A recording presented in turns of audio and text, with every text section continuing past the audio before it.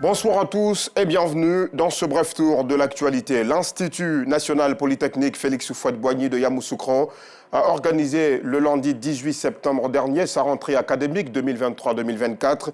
La cérémonie était couplée à une inauguration d'un incubateur de transformation de fèves de cacao. C'est un don de l'Agence de coopération allemande, un acronyme GIZ. Le point complet de cette cérémonie et surtout le suivi de cet incubateur par Théodore Zouzou et Assitan Diarra. INPHB, Institut national polytechnique de Yamoussoukro, en attraction, une fanfare et une animation des majorettes de l'établissement. Pendant ce temps universitaire, autorités administratives et membres de la coopération allemande portent un habit de protection.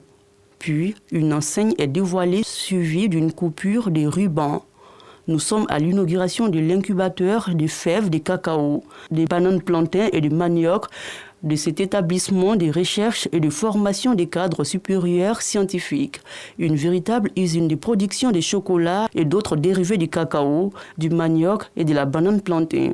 Un don de la coopération allemande à travers la GIZ pour booster la transformation des matières premières agricoles et apporter une plus-value aux planteurs. Ce n'était pas par hasard qu'on a choisi l'INPHB qui pourra utiliser cette usine de transformation aussi pour trouver d'autres innovations pour traîner les étudiants en ce qui concerne l'utilisation des machines et des usines pour la transformation de cacao. L'innovation, c'est qu'on utilise des petits fèves que normalement ce seraient des déchets et maintenant on a le moyen pour les comptabiliser, pour les valoriser afin de créer un chocolat de bonne qualité et de réduire les pertes post-récolte. Les machines de transformation à grande capacité et de dernière génération pour impulser l'esprit d'entrepreneuriat chez les étudiants, mais également valoriser les matières premières en allant au-delà de la première ou petite transformation. Les producteurs eux-mêmes peuvent acquérir leurs machines pour transformer et puis les commercialiser. Et qu'on parle de cacao, tout le monde ne voit que le chocolat. Mais il y a près de 150 produits dérivés qui peuvent faire le bonheur des consommateurs locaux, les consommateurs africains et les consommateurs mondiaux, en plus du chocolat. Avec ce projet, pris en compte et mis en valeur et passé à l'échelle par le Conseil Café et Cacao, on pourra faire le bonheur non seulement de nos producteurs, mais en même temps de tous les pays. L'objectif du gouvernement ivoirien, depuis le président Félix Houphouët-Boigny, est que nous puissions transformer sur place la quasi-totalité de ce que nous produisons, notamment en matière de cacao. Nous venons de visiter une unité de transformation de cacao qui part de la fève de cacao jusqu'à la tablette de chocolat.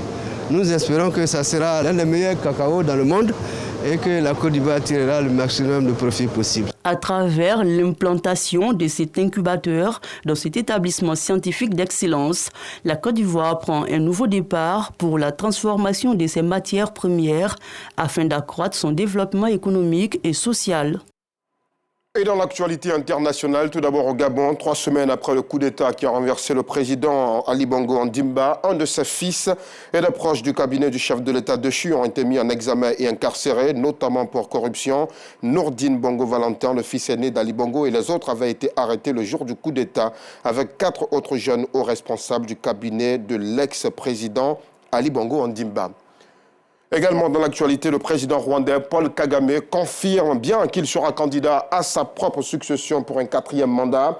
Il a accordé un long entretien au magazine Jeune Afrique dans lequel il s'est notamment adressé à des opposants dont Paul Rusesabagina, exilé aux États-Unis. Kagame a en outre annoncé aux réfractaires à cette candidature, et je cite, « Chercher à transplanter la démocratie chez quelqu'un d'autre, c'est déjà une violation de la démocratie en soi ».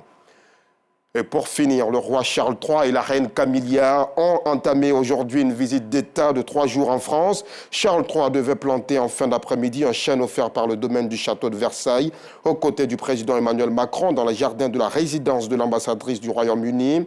Un entretien tête-à-tête est prévu avec le chef de l'État français au cours duquel ils échangeront sur les relations bilatérales entre la France et le Royaume-Uni.